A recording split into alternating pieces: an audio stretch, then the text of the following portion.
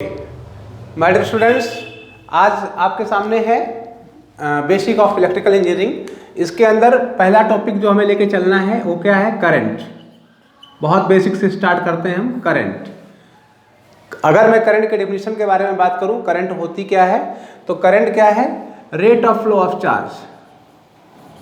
आपको जब एग्जाम में आएगा तो आपको यही लिखना पड़ेगा, rate of flow of charge is called current. या आपसे कोई पूछता है, वाइवा वगैरह में ज़्यादा लोग पूछ लेते हैं, तो आपको ये बताना पड़ेगा, rate of flow of charge is called current. इसको इट इज डिनोटेड बाई, इसको किससे प्रदर्शित किया जाता है, किससे डिनोट किया जाता है? आई से। डीसी करंट है तो कैपिटल आई लिखते हैं, और एसी करंट है तो स्मॉल आई लिखते हैं, वो हम आगे बात करेंगे। तो it is denoted by I, और आई क्या होता है? जैसा कि आपने बोला कि sir it a rate of flow of charge है, तो इसका क्या बोल सकते हैं? D by D T of Q. इसको ऐसे लिखा जा सकता है, D by D T of Q, जहाँ पे क्यू क्या है बेटा? क्यू है आपके पास चार्ज, और डी बाई डी टी को आपके बारे में पता ही है, रेट के बारे में बात हो रही है। तो rate of flow of charge आप अगर बेसिक क्लासेस में पढ़ते हैं तो इसको इस तरीके से आपने पढ़ा होगा, I is equal to Q upon T. ऐसे आपने इसे पढ़ा होगा, जो फाउंडेशन या प्री फाउंडेशन की क्लासेस हैं उसमें आपने इस तरीके से इसको देखा होगा। और जब आप इंजीनियरिंग में बात करते हैं तो आप इसको इस तरीके से पढ़ते हैं कि rate of flow of charge is called current. तो I is equal to D Q over D T. इसकी जो यूनिट होती है बेटे, इसकी जो यूनिट होती है, किसमें मापते हैं इसको, तो वो होती है एम्पियर। एम्पियर ए से लिखते हैं। किससे लिखते हैं? ए से, कैपिटल ए से इसको डिनोट किया जाता है। तो करंट को मेजर करने के लिए आप किसका यूज़ करेंगे? एम्पियर यूनिट का यूज़ करेंगे। जैसे आप बोले कि सर 2 एम्पियर, तो ऐसे लिखेंगे। फॉर एग्जाम्पल, अगर आप बोलते हैं 2 एम्पियर, 4 एम्पियर, 6 एम्पियर, कुछ भी बोल सकते हैं, 10 एम्पियर, ठीक है ना। तो इस तरीके से आप करंट को डिनोट करेंगे। क्लियर? तो करंट क्या हो गया? Rate of flow of charge is called current, और इसको आई से डिनोट किया जाता है। आई इज इक्वल टू क्या होता है? D Q over D T. Unit क्या होगी? एम्पियर। और इस तरीके से आप इसको करंट को डिफाइन कर सकते हैं। अब बात आती है कि सर करंट हो गया, अब इसमें करंट किस वजह से आता है, किसी भी सर्किट में करंट किस वजह से आता है, ये जानना ज़रूरी है। तो उसके लिए रिस्पॉन्सिबिलिटी किसकी बनती है? कौन है करंट को फ्लो कराने के लिए सर्किट में? तो करंट को सर्किट में फ्लो कराने के लिए रिस्पॉन्सिबल है क्या? ईएमएफ। कौन बेटा? ईएमएफ। ईएमएफ मतलब होता है इलेक्ट्रोमोटिव फोर्स। क्या होता है ईएमएफ मतलब? Electromotive force. ईएमएफ मतलब electromotive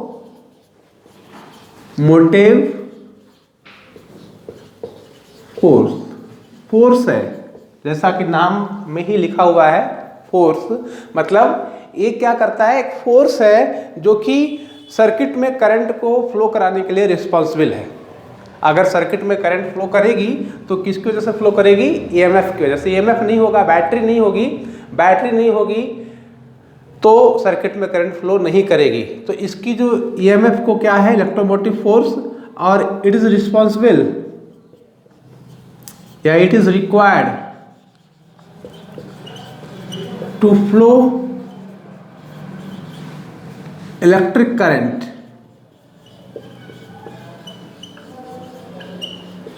in a circuit. It is required to flow an electric current in a circuit. किसी भी सर्किट में करंट को फ्लो कराना है तो क्या चाहिए मुझे? इलेक्ट्रोमोटिव फोर्स चाहिए। इसकी यूनिट क्या होती है? बेटा? वोल्ट। ऐसे लिखते हैं। ईएमएफ को कैसे लिखा जाता है? वोल्ट। यूनिट क्या होती है? वोल्ट। किस में मापते हैं? वोल्ट में मापते हैं। इस तरीके से, जैसे 12 वोल्ट, ठीक है ना, 220 वोल्ट, ये सब क्या है?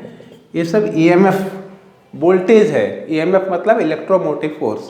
आप अगर मैग्नेटिक फील्ड के अंदर पढ़ेंगे तो इसी का बिल्कुल इक्विवेलेंसी होती है किसके साथ, एमएमएफ के साथ, जिसको क्या बोला जाता है, मैग्नेटोमोटिव फोर्स।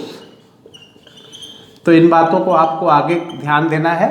जो ईएमएफ, जो इलेक्ट्रिक फील्ड के अंदर या इलेक्ट्रिक सर्किट के अंदर जो काम ईएमएफ का होता है, वही काम मैग्नेटिक सर्किट के अंदर किसका होता है, एमएमएफ का होता है। तो आपसे पूछा जाएगा कि व्हाट इज ईएमएफ, तो आप बोलेंगे कि ये फोर्स है जो कि जिसकी वजह से, जिसके कारण से, the cause of flow of electric current, it is the cause of flow of electric current in an circuit, in an electric circuit. किसी भी इलेक्ट्रिक सर्किट में करंट के फ्लो होने के लिए जो कारण है वो क्या है, ईएमएफ। किसी भी इलेक्ट्रिक सर्किट में करंट के फ्लो होने का जो कारण है वो क्या है, ईएमएफ। क्लियर? तो ईएमएफ की वजह से ही सर्किट में करंट फ्लो करती है। इसको किस में मेजर करते हैं, वोल्ट में, ठीक है ना। वोल्ट में लिखते कैसे हैं, 12 वोल्ट, 220 वोल्ट, 100, कुछ भी, आप कोई भी वोल्टेज मेंशन कर सकते हैं, लेकिन यूनिट किसकी होगी, इसमें किस में मेजर करेंगे, इसको वोल्ट में मेजर करेंगे। क्लियर? तो आपने करंट की बात कर ली, आपने ईएमएफ की बात कर ली। अब क्या बात होती है, पोटेंशियल डिफरेंस की। हम अभी बेसिक टर्म्स की बात कर रहे हैं, क्योंकि जब बेसिक आप जानेंगे तभी आप चैप्टर को अच्छे से समझ पाएंगे, ठीक है ना। अब बात आती है किसकी, पोटेंशियल डिफरेंस की। किसकी बात आती है बेटे, पोटेंशियल डिफरेंस, जिसको हिंदी में क्या बोला जाता है, विभवांतर। जो हिंदी मीडियम के लोग हैं वो भी जाने क्या बोला जाता है, विभवांतर, पोटेंशियल डिफरेंस, ठीक है ना। तो कभी भी जब भी किसी भी चीज़ में डिफरेंस होता है, मैं अगर मुझे पानी का फ्लो कराना है तो मुझे एक लेवल अप लेना पड़ेगा, दूसरा लेवल डाउन लेना पड़ेगा, तभी मैं पानी को फ्लो करा सकता हूँ, higher level to lower level. क्योंकि अगर सेम लेवल पे दोनों वाटर लेवल सेम है तो आप कभी वाटर को फ्लो नहीं करा सकते हो, ठीक है ना। तो आपको लेवल में अप डाउन रखना होगा, तभी आप वाटर को फ्लो करा सकते हैं। करंट उसी तरीके से फ्लो करती है। करंट भी तभी फ्लो करेगी जब पोटेंशियल डिफरेंस होगा। करंट भी तभी फ्लो करेगी जब पोटेंशियल डिफरेंस होगा। अगर पोटेंशियल डिफरेंस नहीं होगा तो करंट का फ्लो नहीं होगा। तो करंट को फ्लो कराने के लिए दो पॉइंट के बीच में, जहां भी आप करंट फ्लो कराना चाहते हैं तो दो पॉइंट के बीच में पोटेंशियल डिफरेंस होगा, तभी करंट का वहां पे फ्लो पॉसिबल है, ठीक है ना। अगर मैं कहता हूं कि भैया एक पॉइंट यहाँ पे है, दूसरा पॉइंट यहाँ पे है, एक पॉइंट का वोल्टेज 20 वोल्ट है और दूसरे पॉइंट का वोल्टेज मान लीजिए नेट 18 वोल्ट है, तभी यहाँ से higher level to lower level current flow करेगी। हायर पॉइंट ए से पॉइंट बी करंट तभी फ्लो करेगी जब पोटेंशियल डिफरेंस है। अगर आप कहें कि नहीं सर, आप ऐसा कहो कि दोनों ही पॉइंट ए और बी सेम वोल्टेज पे हों, मतलब ए भी क्या हो, ए भी 20 वोल्ट हो और ए भी 20 वोल्ट हो, और अब आप कहिए कि क्या इसमें करंट फ्लो कर सकती है, नहीं कर सकती। क्यों? क्योंकि दोनों का लेवल क्या है, सेम है। तो यहाँ पे कोई पोटेंशियल डिफरेंस नहीं है, यहाँ पे कोई भी पोटेंशियल डिफरेंस नहीं है इस केस में, तो कोई भी करंट फ्लो नहीं करेगी, क्योंकि लेवल सेम है। यहाँ पे पोटेंशियल डिफरेंस है, तो इस वजह से, इस पोटेंशियल डिफरेंस की वजह से A to B current flow करेगी, higher potential to lower potential. बात समझ में आ रही है? पोटेंशियल डिफरेंस क्या होता है? पोटेंशियल डिफरेंस की वजह से ही किसी भी सर्किट में करंट का फ्लो होता है, ठीक है ना। ईएमएफ और पोटेंशियल डिफरेंस को आप अलग अलग समझिए। ईएमएफ तो है भाई, ईएमएफ लगा हुआ है तो EMF is the cause, EMF is the voltage is the cause of flow of current. लेकिन करंट फ्लो क्यों करेगा? Because of the potential difference. Current flow क्यों करेगा? Because of the potential difference, ठीक है ना। तो पोटेंशियल डिफरेंस जब भी होगा तभी करंट फ्लो कर सकता है। और इसको पोटेंशियल डिफरेंस को भी, चूंकि विभवांतर है, दो पॉइंट के बीच में विभव का अंतर, पोटेंशियल में डिफरेंस, इसकी भी वोल्टेज में ही इसको मेजर करते हैं। इसकी भी यूनिट क्या होती है? पोटेंशियल डिफरेंस की भी यूनिट क्या होगी? वोल्ट ही होगी। पोटेंशियल डिफरेंस को भी किस में मेजर करेंगे? वोल्ट में ही मेजर करेंगे। क्लियर? तो होप कि आपको ये बात समझ में आ गई होगी। क्लियर? अब बात आती है one of the most important, जो कि जिसके ऊपर सारा का सारा इलेक्ट्रिकल चलता है, बहुत बेसिक से आप इसको पढ़ते चले आ रहे हैं, लगातार आपने इसको पढ़ा हुआ है, ओम्स लॉ को। ओम्स लॉ होता क्या है? अगला टॉपिक हमारा ओम्स लॉ ही है। ओम्स लॉ होता क्या है बेटे? ओम्स लॉ ये कहते हैं, ओम वाज ए साइंटिस्ट, ठीक है ना, ओम वाज ए साइंटिस्ट। तो उन्होंने बताया था, फिजिसिस्ट थे वास्तव में, तो फिजिसिस्ट ने बताया, भौतिकी का बहुत अच्छा ज्ञान था ओम्स को। तो इन्होंने क्या बताया? इन्होंने बोला कि अगर किसी भी सर्किट में इफ फिजिकल कंडीशन, इसका पहले स्टेटमेंट लिख लेते हैं हम। If physical conditions remains same, if physical conditions remain same, the current flowing in any closed circuit is directly proportional to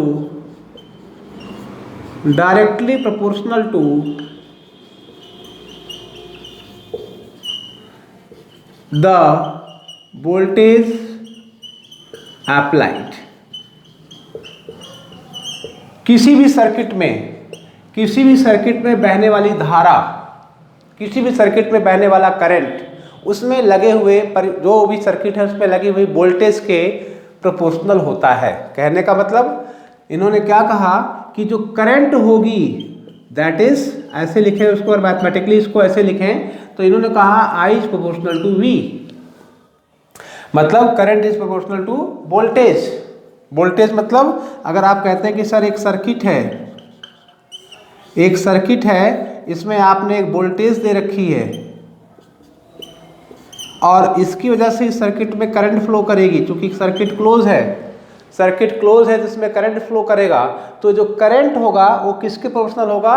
applied voltage के। तो current is proportional to voltage applied, और इसको आप ऐसे भी लिख सकते हैं V प्रोपोर्शनल टू I, और आप लिख सकते हैं V इज इक्वल टू, इससे प्रोपोर्शनलिटी कांस्टेंट को हटाते हैं आप, तो यहाँ पे क्या दे देते हैं? R। तो इसी को बोलते हैं आप प्रोपोर्शनलिटी कांस्टेंट। क्या बोलेंगे? प्रोपोर्शनलिटी कांस्टेंट, ध्यान से देखिएगा। और इसी प्रोपोर्शनलिटी कांस्टेंट को क्या बोल देते हैं आप? रेजिस्टेंस। इसी प्रोपोर्शनलिटी कांस्टेंट को क्या बोल देते हैं आप? रेजिस्टेंस। तो V इज इक्वल टू क्या हो गया बच्चा? V इज इक्वल टू हो गया I इंटू R। इसी को ओम्स लॉ बोलते हैं, V is equal to IR। और अगर आप यहाँ से R के बारे में जानना चाहें तो resistance R is equal to क्या हो जाएगा? V upon I। Resistance R is equal to क्या हो जाएगा? V upon I। क्लियर? यहाँ से आपको बात समझ में आ गई होगी कि अगर फिजिकल कंडीशंस हैं, फिजिकल कंडीशन मतलब आप कहें सर फिजिकल कंडीशंस क्या होती है? मतलब अगर कहीं से कोई टेम्परेचर में, प्रेशर में, या भी जो सराउंडिंग कंडीशंस है उसमें कोई चेंज ना किया जाए, ये होती है फिजिकल कंडीशंस। टेम्परेचर में कोई चेंज ना हो, प्रेशर में कोई चेंज ना हो, तो इन फिजिकल कंडीशंस को कांस्टेंट रखते हुए जो सर्किट में करंट फ्लो करेगी वो किसके प्रोपोर्शनल होगी? अप्लाइड वोल्टेज के। सर्किट में जो करंट फ्लो करेगी वो किसके प्रोपोर्शनल होगी? अप्लाइड वोल्टेज के। तो इसका मतलब V proportional to I, V is equal to I into R, और R is equal to V upon I। इसकी जो इसको रेजिस्टेंस की जो यूनिट होती है, यूनिट ऑफ रेजिस्टेंस, ये क्या होती है बेटे? ओम। ऐसे डिनोट करते हैं इसको, ठीक है ना? क्या लिखते हैं? ओम। क्या लिखते हैं? ओम, ठीक है ना? तो यूनिट ऑफ रेजिस्टेंस इज ओम। ओम में मेजर करते हैं। जैसे कि आप कहेंगे 10 ओम, 5 ओम, 15 ओम, 20 ओम, कुछ भी बोलेंगे। तो इस तरीके से आप इसको लिखेंगे, ठीक है ना? तो रेजिस्टेंस को मेजर करने के लिए कौन सी यूनिट का यूज करते हैं आप? ओम का, ठीक है ना? क्योंकि ओम वाज जो भी रिस्पॉन्सिबल थे इसको बताने के लिए, रेजिस्टेंस के बारे में बताया ओम ने, तो उनको ऑनर करते हुए आपने इसकी यूनिट को ओम ही दे दिया, जिससे वो हमेशा आपके सामने बने रहे। एक उनको ऑनर करने के लिए इसकी यूनिट को ओम बता दिया गया। क्लियर? तो होप कि यहाँ पे ओम्स लॉ भी आपको समझ में आ गया होगा। ओम्स लॉ रेजिस्टेंस को निकाल के देता है आपके सामने। Resistance R is equal to क्या हो गया, V/I। अच्छा, रेजिस्टेंस क्या है? वास्तव में रेजिस्टेंस क्या है, अब इसके बारे में बात कर लेते हैं। रेजिस्टेंस है किसी भी सर्किट में अगर हमने कहीं से भी कोई वायर को भी ला करके उसके अंदर सर्किट में डाला, आपके घर में जो भी सर्किट चल रहा है इसमें अपना इसका एक रेजिस्टेंस है। हर एक बॉडी का अपना रेजिस्टेंस होता है। कोई भी मटेरियल है उसका अपना एक रेजिस्टेंस होता है, किसी का कम किसी का ज़्यादा। रेजिस्टेंस होता सभी में है, रेजिस्टेंस होता सभी में है, किसी में कम हो किसी में ज़्यादा हो, लेकिन होता सभी में है। इसका मतलब रेजिस्टेंस तो हर जगह है भाई, इसका मतलब रेजिस्टेंस तो हर जगह है। तो रेजिस्टेंस होता क्या है? रेजिस्टेंस वही होता है जो कि करंट के फ्लो का अपोज करे। समझिएगा मेरी बात। रेजिस्टेंस मतलब अभी आपने देखा कि रेजिस्टेंस R है और it is the property of material, it is the property of a material. किसी भी मटेरियल की वो property, it is the property of material to oppose the flow of current,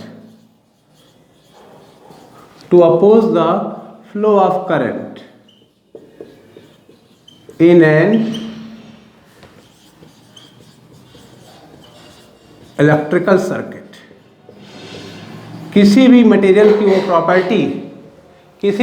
की वो प्रॉपर्टी जो कि करंट के फ्लो का अपोज करे इलेक्ट्रिकल सर्किट के अंदर, उसी को क्या बोलते हैं? रेजिस्टेंस। ठीक है ना, आपको बता दिया गया। रेजिस्टेंस को किससे डिनोट करते हैं अभी देख लिया आपने। It is denoted by capital R। ठीक है ना, यूनिट आपको बता दी गई पहले भी। यूनिट क्या होती है? ओम। तो एक प्रॉपर्टी होती है मटेरियल की to oppose the flow of current. ठीक है ना, करंट के फ्लो का अपोज करना, ही रेजिस्टेंस का काम है। क्या काम है इसका? करंट के फ्लो का अपोज करना। बात समझ में आ रही है? ओके। अच्छा भाई, रेजिस्टेंस कुछ फैक्टर्स पे डिपेंड करता है। अगर थोड़ा सा इसको आगे लेके चलें तो रेजिस्टेंस डिपेंड करता है, अगर कोई भी वायर आपने लिया है तो रेजिस्टेंस डिपेंड करता है वायर की लेंथ पे। Resistance depends on the length of wire, जहां पे L क्या है? Length of wire. रेजिस्टेंस किसके ऊपर डिपेंड करता है? लेंथ ऑफ वायर पे। रेजिस्टेंस डिपेंड करता है area of cross section A पे।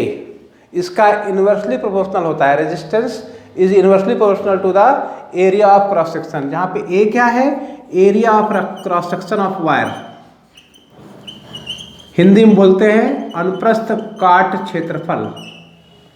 किसी भी वायर का अनुप्रस्थ काट क्षेत्रफल, तो area of cross section of wire.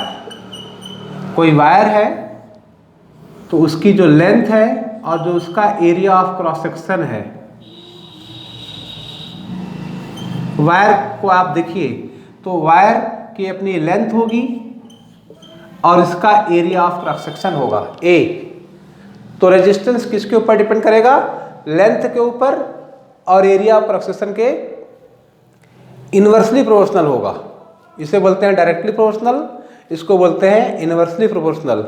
समानुपाती विथ क्रमानुपाती, हिंदी में इसको बोलते हैं समानुपाती, इसको बोलते हैं विथ क्रमानुपाती। क्लियर? तो R is proportional to L, R is proportional to 1/A। इसका मतलब ऑन कंबाइनिंग, दोनों को कंबाइन कर दीजिए, तो R क्या हो जाएगा? R is proportional to L/A। दोनों को कंबाइन कर दिया तो R is proportional to L/A। और इसी को बेटे लिख देते हैं आप, प्रोपोर्शनलिटी कांस्टेंट को हटा दीजिए तो R इज इक्वल टू होता है rho into L/A। R is equal to क्या हो जाता है? Rho into L/A। ये जो सामने सिंबल बना हुआ है इसे बोलते हैं रो। क्या बोलते हैं, रो। ठीक है ना, नाम इसको देख लीजिए कैसे बोलेंगे, रो। ठीक है ना, तो R is equal to rho into L upon A. यहाँ पे लिख दे रहा हूँ मैं, R इज इक्वल टू क्या हो गया, रो इंटू एल अपॉन ए। ये फार्मूला बन गया किसका, रेजिस्टेंस का। जहाँ पे रो क्या है, रो है आपके पास resistivity of material, resistivity of material.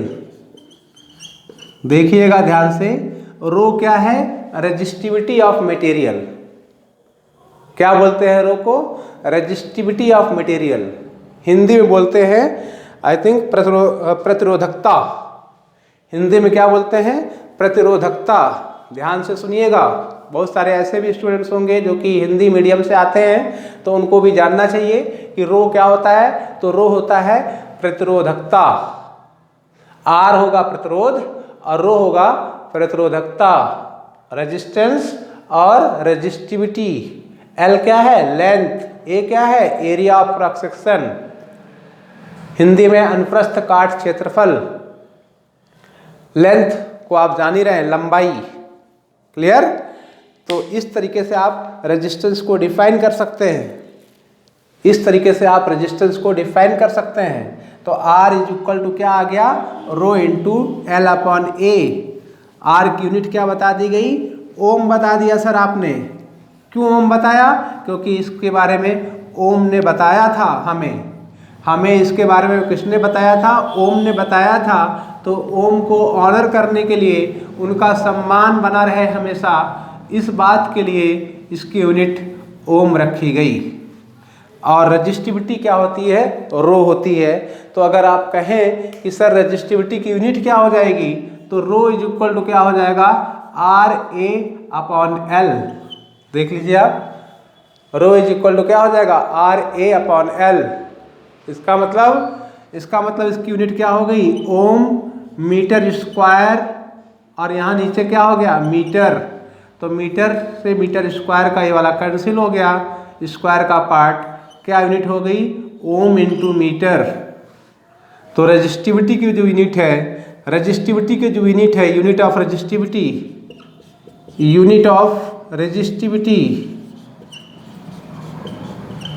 मतलब रो की जो यूनिट है क्या हो गई, ओम इंटू मीटर।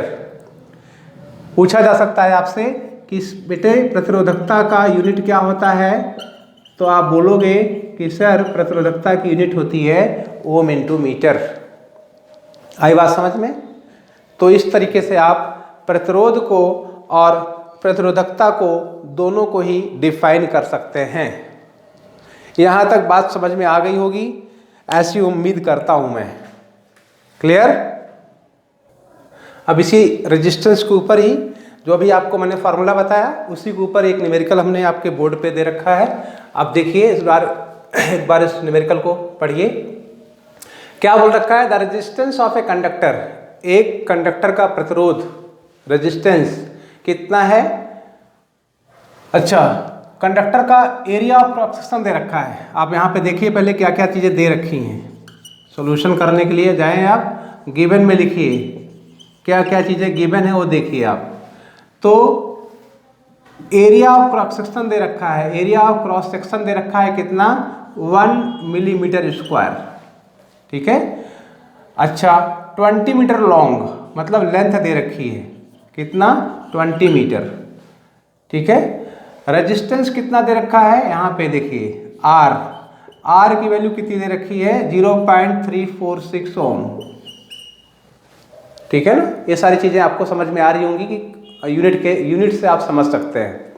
फिर क्या कर रहा है, डिटरमाइन द स्पेसिफिक रेजिस्टेंस। देखिए अभी मैंने आपको बोला था रेजिस्टिविटी, रो, इसी का नाम है स्पेसिफिक रेजिस्टेंस, इसी का नाम है रेजिस्टिविटी, इसी का नाम क्या है, रेजिस्टिविटी है बेटे, और इसी का नाम है स्पेसिफिक रेजिस्टेंस। क्या, स्पेसिफिक रेजिस्टेंस। तो रेजिस्टेंस, स्पेसिफिक रेजिस्टेंस और रेजिस्टिविटी दोनों यही इसी का नाम है। तो इसी के बारे में आपसे पूछा है, किसके बारे में, रो के बारे में। ठीक है। तो अभी आपने बोला कि सर कि अभी आपने बोला R इज इक्वल टू क्या होता है, rho into L upon A. तो sir rho is equal to क्या हो जाएगा, आर ए अपॉन एल, और R आपको दे रखा है कितना 0.346। ए देखिए यहाँ पे मिलीमीटर स्क्वायर में दे रखा है, आपको इसमें किसमें चेंज करना पड़ेगा, इसे मीटर में। तो 1 millimetre is equal to 1 millimetre is equal to क्या होता है 10⁻³ मीटर। याद रखिएगा 1 मिलीमीटर इज इक्वल टू कितना होता है 10⁻³ मीटर। तो इसका मतलब 1 मिलीमीटर स्क्वायर की जब बात करेंगे तो इसे क्या लिखेंगे 1 इंटू 10⁻⁶ मीटर। क्यों 10⁻³ इंटू 10⁻³ 2 बार आएगा, तो क्या लिखेंगे 10⁻⁶, क्योंकि 10⁻³ और इंटू 10⁻³ तो पावर क्या हो जाती है, ऐड हो जाती हैं, तो क्या लिख देंगे आप 10⁻⁶। ठीक है, तो यही वैल्यू उठा करके आप यहाँ रख दीजिए कितना 10⁻⁶ मीटर, और डिवाइड बाई एल कितना है, एल कितना है 20 मीटर।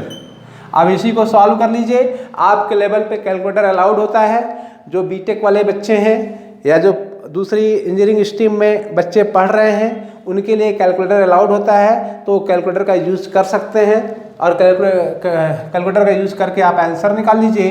जो भी आंसर आएगा वो ओम मीटर में यूनिट के साथ उसको आप लिख देंगे। जो भी आंसर आएगा कैलकुलेटर का यूज़ करने के बाद उसको आप ओम मीटर की यूनिट का यूज़ करके, क्योंकि रेजिस्टिविटी है इसकी यूनिट अभी आपने देख ली थी, यूनिट क्या है ओम मीटर। ठीक है ना, तो इसका कैलकुलेटर से आप सॉल्व कर लीजिए, क्योंकि बगैर कैलकुलेटर के सॉल्व करने में दिक्कत होगी, तो कैलकुलेटर से सॉल्व कर लीजिए। जो भी आंसर आता है उसको आप यहाँ पे लिख दीजिएगा। वैसे बगैर कैलकुलेटर भी किया जा सकता है, आसान है, लेकिन कैलकुलेटर का यूज़ आप कर सकते हैं तो आपको करना चाहिए। क्लियर।